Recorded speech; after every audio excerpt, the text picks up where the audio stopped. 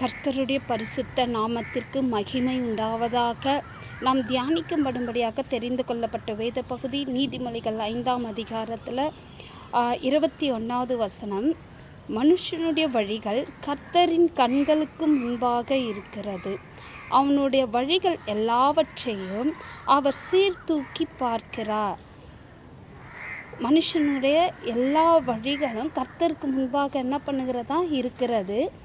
அவனுடைய வழிகள் எல்லாவற்றையும் அவர் சீர்தூக்கி பார்க்கிறார் என்பது இந்த வசனம் சொல்லுகிறது. நம் வழிகள் எல்லாவற்றையும் தேவன் கவனிக்கிறவராய் இருக்கிறார். நம் வழிகள் தவறி போனாலும் அந்த வழிகளில் இருந்து நம்மளை விலக்கி பாதுகாத்து நம்மளுடைய வாழ்க்கையையும் நம்மளுடைய தரத்தையும் கர்த்தர் என்ன பண்ணுகிறார், சீர்தூக்கி பார்க்கிறவராய் இருக்கிறார். நம்மளை சீர்படுத்துகிறவராய் இருக்கிறார். நம் வழிகளை சீர்படுத்தி பார்க்கிற தேவன். இந்த வார்த்தை உங்களுக்கு கர்த்தர் ஆசீர்வதித்து தருவாராக. ஆமென்.